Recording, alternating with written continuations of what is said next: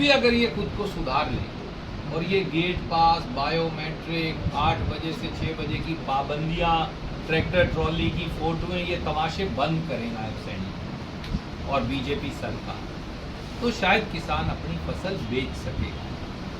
राज्यसभा में जो cross voting हुई थी उसको लेकर के अब तक भी कोई कड़ी कार्रवाई नहीं हुई। 9 लोगों ने क्रॉस वोटिंग करने के बाद ये नाम छुपाने की बात आती है। मेरा ये मानना है कि जो भी कांग्रेस पार्टी से इस प्रकार का विश्वासघात करे उस पर कड़ी कार्रवाई होनी चाहिए। मुझे रणदीप सुरजेवाला जी और फूल मालाओं से स्वागत करते हुए नमस्कार जी।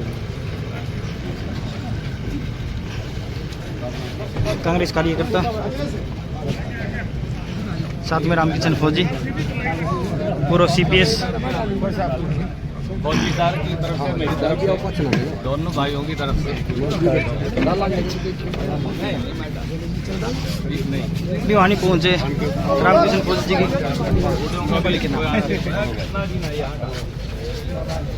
साथ में रामकिशन फौजी जी बड़ों का भी आशीर्वाद होता है। हाँ जी हाँ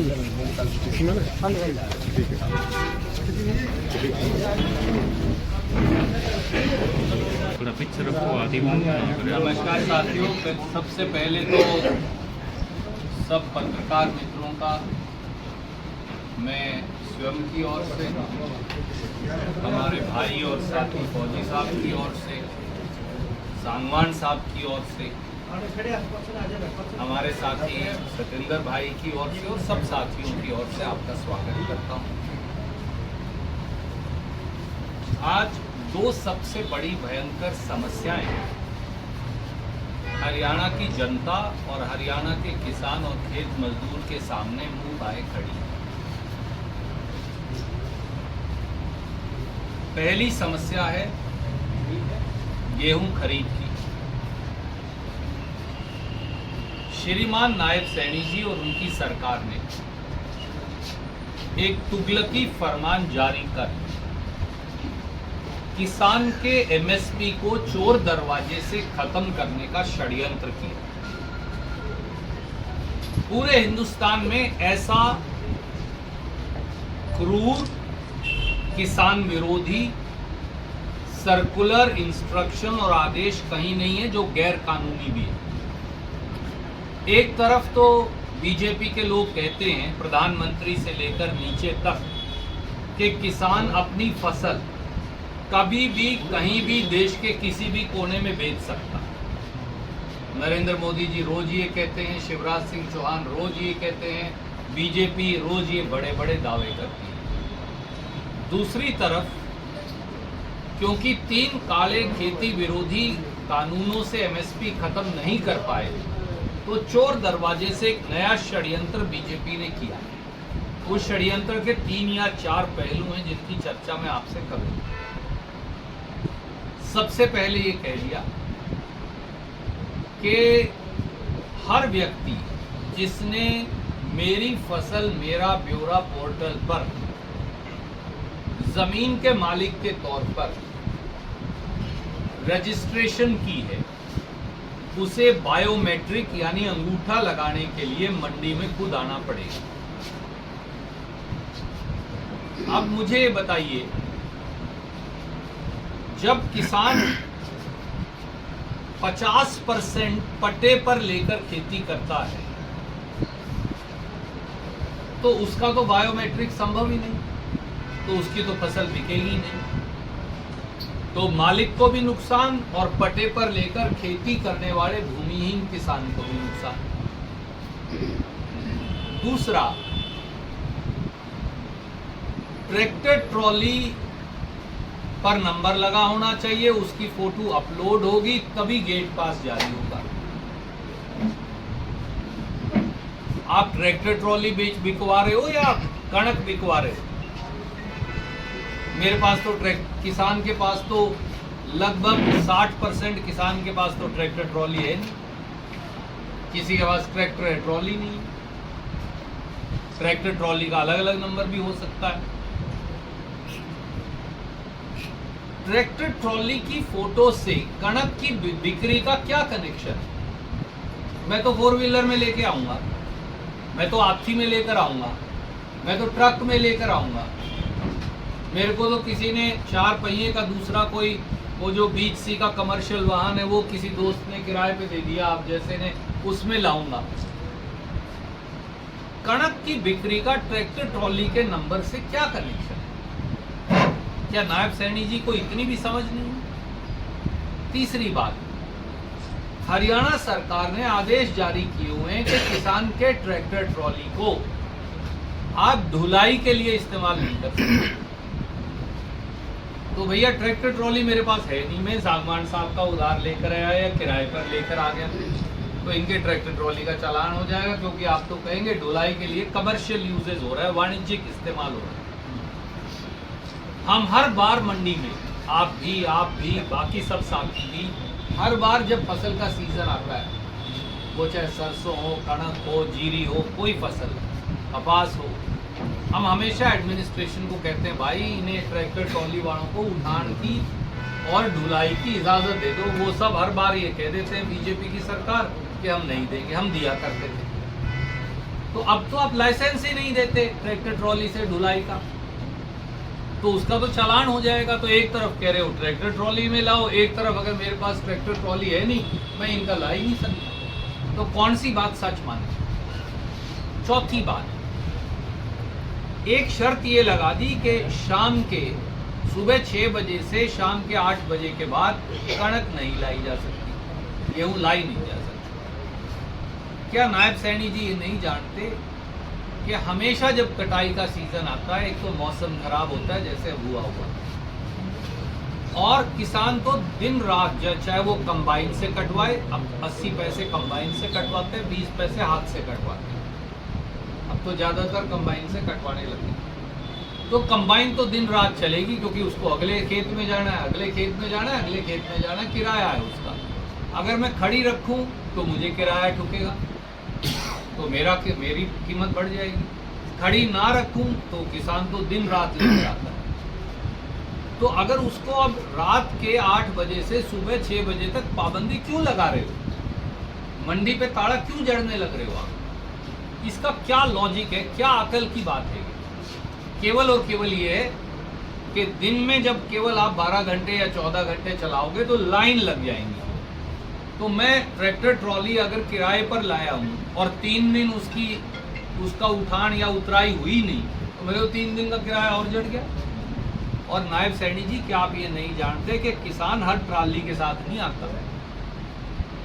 वो खेत में रहेगा जब तक सारी फसल नहीं कट लेगी, उसके पास 5 एकड़ हो, 7 हो, 2 हो, 10 हो, और परिवार का एक आदमी या खेत में उसके साथ काम करने वाला मजदूर जो जिम्मेवार है उसका, वो आ जाएगा, अगली ट्राली ले आएंगे, फिर अगली ले आएंगे, फिर अगली ले आएंगे, और उतारते जाएंगे। ऐसे बेचते हैं हम फसल।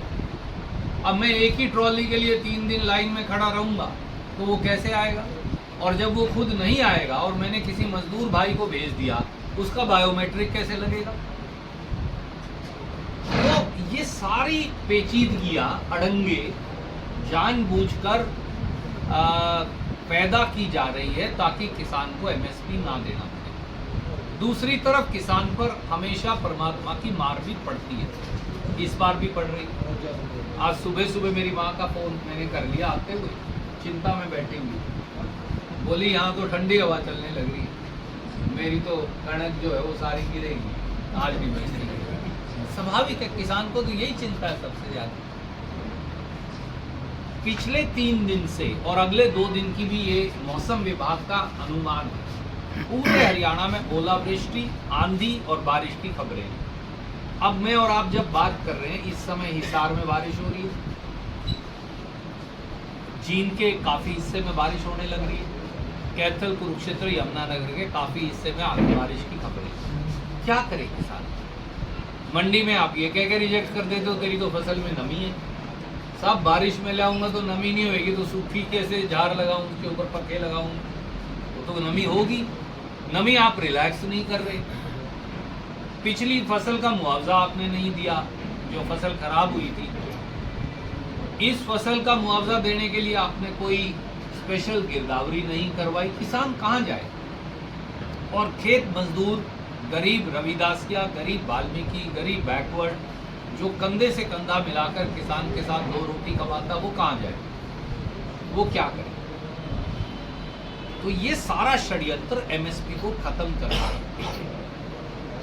ये चोर दरवाजे से एमएसपी खत्म करने का सरकार षड्यंत्र कर रही है और दूसरी तरफ आम जनता पर बोझ लाद रही है। 1 अप्रैल आया और सर्दी चढ़ जाती है हरियाणा के लोगों को, तो भाई अप्रैल आ गई। जैसे एक ज़माने में वो शोले फिल्म में गब्बर सिंह का आती थी, ऐसी 1 अप्रैल हमारे लिए तो गब्बर सिंह बन गई है कि नायब सैनी जी ने टैक्स जड़ दिया। 1 अप्रैल से सब रजिस्ट्री अभी तो बढ़ाई थी 7 महीने पहले, अब फिर कलेक्टर रेट बढ़ा दिए। गरीब आदमी मकान कैसे ले, रजिस्ट्री कहाँ से करवाए? सरकार के पास अगर पैसा नहीं है, सरकार का दिवालिया निकला हुआ, तो हम थोड़ी जिम्मेवार हैं, वो तो आपकी बेकायदगी जिम्मेवार है। आप उसको कलेक्टर रेट बढ़ाकर कैसे लेने लग रहे हो? 1 अप्रैल आया, टोल टैक्स बढ़ गया। 1 अप्रैल आया, कमर्शियल गैस सिलेंडर का रेट बढ़ गया 200 रुपये। 2 बार पहले बढ़ा चुके हैं, 2000 रुपये को पार हो गया। कोमचे वाला क्या करे, रेडी वाला क्या करे, ढाबे वाला क्या करे, मिठाई वाला क्या करे, छोटा मोटा होटल चलाने वाला क्या करे? सबका धंधा जो है बंद होने की कगार पे। ब्लैक में 4000 रुपये में बिकेगा, रेट 2000 रुपया कर दिया।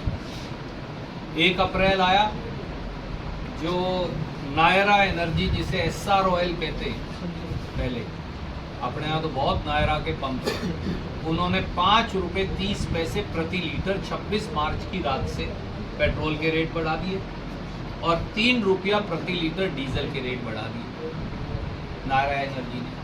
एक अपने यहाँ प्राइवेट कंपनी है शेल ने पेट्रोल कर दिया 112 रुपया लीटर, डीजल कर दिया 98 रुपया लीटर। ये बात नहीं है तो आप वेरीफाई कर लो, मैं तारीख बता रहा हूँ। 31 मार्च से शेल ने बढ़ा दिया। बाकी बीजेपी इंतजार कर रही है 9 अप्रैल और 23 अप्रैल को इलेक्शन हो जाए, रात को फिर बढ़ा देंगे। घर का गैस सिलेंडर 500 रुपये बढ़ाएंगे और पेट्रोल और डीजल शायद 10 रुपये से भी ज़्यादा बढ़ा देंगे। तो लोग क्या करेंगे? 1 अप्रैल आया, जो पीवीसी पाइप है उनमें 7000 रुपया टन की बढ़ोतरी हो गई है। लोग अपने घर कैसे बनाएंगे? लोग, किसान जो है पीवीसी पाइप का इस्तेमाल करता है इरिगेशन के लिए, वो कैसे करेगा? 1 अप्रैल आया, जो रीबार स्टील हैं और स्टील की जो कॉइल्स हैं उनके रेट जो हैं लगभग 25% बढ़ गए हैं। तो लोग अपना मकान कैसे बनाएंगे? 1 अप्रैल आया, जितनी एफएमसीजी गुड्स हैं, साबुन, तेल, प्लास्टिक बोतल, जितनी ये मैगी के पैकेट्स जो बनते हैं, इन सब के रेट अब बढ़ा दिए। 1 अप्रैल आया, अब अगले 15 दिन में 5 से 15% फ्रिज, वाटर कूलर और एयर कंडीशनर, अब इनके रेट बढ़ने लग रहे हैं। 1 अप्रैल आया, एक कार का रेट तो बढ़ गया 5%। ये जो जिंदल वाली जो कार है, एमजी मोटर जो कहते हैं, उसने तो 5% बढ़ा दिए। बाकी होगा भाई 23 अप्रैल तक इंतजार करो, उसके बाद बढ़ा दिए। तो अप्रैल का महीना लोगों पे तो मुसीबत का महीना बन गया। 1 अप्रैल आया, बिटुमीन का रेट भी 45,000 रुपये से बढ़ के 65,000 रुपया टन हो गया। कहाँ जाएंगे लोग? आखिर में ये पैसा तो सब लोगों की जेब काट के होने लग रहा है। जेब कतर, एक वो कहा करते थे, जेब कतरों से सावधान। स्टेशन पे, बस अड्डे पे हमने लिखा हुआ देखा है। यहाँ तो सरकारी जेब कतरी हो रही है, सरकारी जेब काट रही है लोगों की। तो हम तो हमेशा ये कह रहे हैं कांग्रेस पार्टी की ओर से, अप्रैल आ गया भाई, सरकार की जेब कतरी से सावधान। वो जेब कतरेंगे आपकी इस पूरा महीना। किसानों की मांग, सवाल आप और किसानों की मांग है, लेकिन जो किसानों को समस्या आती है, कांग्रेस उनके साथ खड़ी तो नहीं दिखेगी। सर याद करिए, पिछली फसल में जब समस्या आई थी, दादरी भिवानी एक मंडी के अंदर हम सारे साथी खड़े थे, सहयोग से मैं भी गया था सारी मंडियों में। तब भी हमने बहुत जोर से ये बात उठाई और मंडियों में भी गए, पर विशेष तौर से दादरी भिवानी की मंडियों में गए। आज भी जो किसान की ये समस्या है, आपके समक्ष भी हेड ऑफिस पे भी मुख्यमंत्री को पत्र लिखकर भी हम ये बार बार कह रहे हैं, ये सुधारिए। अभी तो चलो फसल आने लगी, हम सब जानते हैं आपस में कि किसान की फसल आते आते 10 अप्रैल हो जाती है, पर फसल का सीज़न अब 15 या 12 दिन का है। 12 दिन में सारी आ जाएगी। क्यों? कंबाइन से कटाई है, जल्दी जल्दी कटती है, फटाफट आती है। तो लगभग हरियाणा में पीक सीज़न जो गेहूं का है, मैं वो मानता हूँ कि 10 अप्रैल से लेके और 20-22 अप्रैल तक का है। थोड़ा बहुत जिला वाइज अंतर हो जाता है, अगेती पचेती कणक का, बाकी 10 से 20-22 अप्रैल। अब भी अगर ये खुद को सुधार ले और ये गेट पास, बायोमेट्रिक, 8 बजे से 6 बजे की पाबंदियाँ, ट्रैक्टर ट्रॉली की फोटोएं, ये तमाशे बंद करें नायब सैनी और बीजेपी सरकार, तो शायद किसान अपनी फसल बेच सकेगा। ये राज्यसभा में जो क्रॉस वोटिंग हुई थी उसको लेकर के अब तक भी कोई कड़ी कार्रवाई नहीं हुई। 9 लोगों ने क्रॉस वोटिंग करने के बाद उनके नाम छुपाने की बात आती है। आप कैसे देखते हैं इस सारे मामले को, कार्रवाई न होने को? देखिए, ये दुर्भाग्यपूर्ण है, इससे ज़्यादा दुर्भाग्यपूर्ण कुछ हो नहीं सकता। जहाँ तक कार्रवाई का प्रश्न है, मुझे ये बताया गया, मैं तो एक कार्यकर्ता हूँ, मुझे जानकारी नहीं, और मुझे ये बताया गया है कि पार्टी ने इसका संज्ञान लिया है और जल्द वो कोई इस बारे में निर्णय लेंगे। तो मुझे लगता है कि आप अगले 4-5 दिन इंतजार करिए। मेरा ये मानना है कि जो भी कांग्रेस पार्टी से इस प्रकार का विश्वासघात करे, उस पर कड़ी कार्रवाई होनी चाहिए। सर 37% 9 विधायक जीते हैं, कहीं ना कहीं 25% कांग्रेस जीत गई है। बीजेपी कह रही है कि आप खत्म होने के आधार पर कांग्रेस। देखिए, 2 लाइन है बहुत पुरानी के कुछ बात है कि हस्ती मिटती नहीं हमारी, सदियों रहा है दुश्मन दोहे जमा जहाँ हमारा। तो इसलिए वो ये ख्याली पुलाव छोड़ दें, क्योंकि खरीद फरोख्त उन्होंने करी, चोरी उन्होंने करी, कसूर हमारा। ये पहली बार मैंने सुना। सर विपक्ष तो कोशिश करेगा, लेकिन कांग्रेस के इतने विधायक कमजोर क्यों कि वो पैसे के प्रलोभन मैं आपसे प्रलोभन में या ईडी सीबीआई से डर जाते हो? आपकी बात वाजिब है, पर मैं आपसे एक काउंटर सवाल आपके समक्ष रखता हूं, आपके ध्यान के। कल को मैं और फौजी साहब ये कहें कि हम आपके घर में डाका डालेंगे और हम ये सब साथियों को लेकर आए, पत्रकार मित्रों को, और आपका सामान उठा लें, और फिर उसके बाद आप पर इल्जाम लगाएं कि आपने डाका क्यों डालने दिया। डाका डालने वाला जिम्मेवार है, वो कानून और संविधान की अवहेलना कर रहा है, और फिर वो कहें हाँ हम तो डालेंगे भैया, तुमने क्यों नहीं बचाया।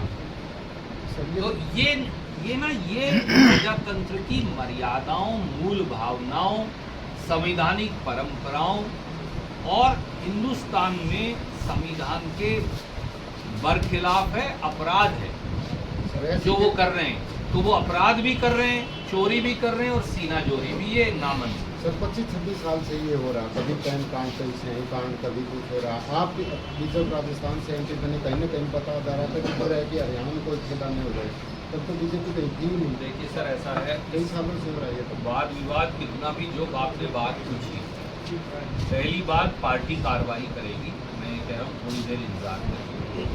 जहाँ तक सवाल है, बीजेपी के मुंह में ये बात वैसे ही शोभा नहीं देती, क्योंकि एक लाइन है, पहले चोरी फिर सीना जोरी। चोरी भी वो करें और सीना जोरी भी वो करें, ये दोनों ही प्रजातंत्र के प्रतीक।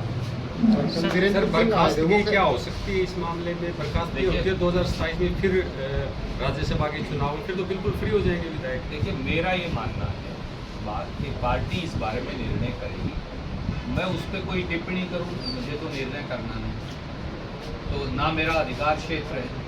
आपके सवाल सही हैं, प्रश्न गलत व्यक्ति से पूछ रहे हैं, परंतु हमारे प्रभारी जो है वो समझदार व्यक्ति है, मुझे विश्वास है कि वो चर्चा करके सही कार्रवाई। वीरेंद्र सिंह आज वो कह रहे थे कि अगर एमएलए 20 करोड़ में बिकता तो बीजेपी 50 करोड़ देके पागल कर देती। नहीं, उनकी कोई चॉइस, आपने कुछ ना कुछ सोच के कहा होगा, मुझे पता नहीं, उनसे बात करके बताऊँ। एक सर HPSC की जो भर्तियाँ हैं कॉलेज कैडर की, उनमें जितनी पोस्ट से निकलती हैं उनके 5 से 10% करीब टेस्ट पास होते हैं, बाकी तो खाली वैकेंट रख दिया जाता है। इसलिए कैसे कि देखते हुए कंटिन्यू हो रहा है? अब हाल ही में रिजल्ट भी आया है मैथ का, उसमें भी ऐसा हुआ। इसलिए कि बीजेपी हरियाणा के बच्चों को योग्य नहीं मानती। हमारे बच्चों में हुनर है, काबिलियत है, लायकी है, पढ़ाई है, इच्छा है, आगे बढ़ने का जज्बा है। पर जैसा खट्टर साहब हमारे बारे में कहा करते हैं, वो कहते हैं हम तो कंधे से ऊपर कमज़ोर हैं। मैं तो नहीं कहा ये बात, मैं तो कहता हूँ हमारे बच्चे लायक हैं, वो जाके दिल्ली वाली नौकरी भी वो कर सकते हैं। पर खट्टर साहब को ये लगता था, नायब सैनी जी को भी लगता है, कि बीजेपी को ये लगता है कि हम कंधे से ऊपर कमज़ोर हैं, और इसीलिए वो बार बार बिहार से, उत्तर प्रदेश से या कहीं से भी दूसरे बच्चों को लाकर यहाँ नौकरी लगाते हैं, क्योंकि उन्हें हरियाणा के बच्चों के अंदर टैलेंट नज़र नहीं आता। अब हरियाणा के नौजवानों को ये सोचना पड़ेगा, एक ऐसी पार्टी सत्ता में है जो हरियाणा की 36 बिरादरी के बच्चों को नालायक मानती है। क्या हमारे बच्चे लायक नहीं है? ना वो SC समाज की पोस्ट भरते, ना वो BC की भरते, ना जर्नल की भरते, ना EWS की भरते। तो क्या कोई बच्चा लायक नहीं है? अगर हम नालायक है तो फिर हम पेपर कैसे पास कर रहे हैं? अब मैं दूसरा सवाल पूछता हूँ, अगर हमारा बच्चा पेपर पास कर रहा है तो काबिलियत के आधार पर ही कर पा रहा है, तो इंटरव्यू में क्यों फेल कर रहे हो आप तो इंटरव्यू में फेल कर रहे हो, तो क्या हम अनमोल हैं? जिस दिन हरियाणा के सारे अनमोल बच्चों ने बोलना शुरू कर दिया, इस सरकार की चूल्हे मिल जाएंगे। सर 4 विश्वविद्यालयों के VC के खिलाफ जांच बिठाई गई है, क्या कहते हैं? शिक्षा जो है उसको एक भ्रष्ट आवरण दे दिया गया और पूरे हरियाणा को अनपढ़ बनाने का एक सुनियोजित नियोजित षड्यंत्र किया जा रहा है। ये भ्रष्टाचार के आरोप उसी का हिस्सा है। स्कूल में 60% टीचर्स की पोस्ट खाली है, लगभग 70% स्कूलों में प्रिंसिपल की पोस्ट खाली है, चारों यूनिवर्सिटी में 60% तक प्रोफेसर्स की, असिस्टेंट प्रोफेसर्स की पोस्ट खाली है, कॉलेजेस में असिस्टेंट प्रोफेसर, लेक्चरर्स और प्रिंसिपल्स की पोस्ट खाली पड़ी है। ऊपर से जो पैसा दिया गया वो सारा का सारा बीजेपी द्वारा नियुक्त भ्रष्ट लोगों की भेंट चढ़ गया। जो पैसा ग्रांट का यूनिवर्सिटी को मिलना चाहिए उसे लोन में कन्वर्ट कर दिया गया। अब बच्चों को अब तो यूनिवर्सिटी को पैसा देती ही नहीं है सरकार। सच्चाई ये भी है, सब लोन में कन्वर्ट कर रहे हैं, ये लोन भी उल्टा दो, ब्याज भी वापस दो, बच्चों से वसूल कर कैसे देंगी यूनिवर्सिटियाँ? तो यूनिवर्सिटियों पर भी धीरे धीरे तालाबंदी की और सारी शिक्षा को निजी हाथों में सौंपने की ये कवायद। बहुत बहुत शुक्रिया।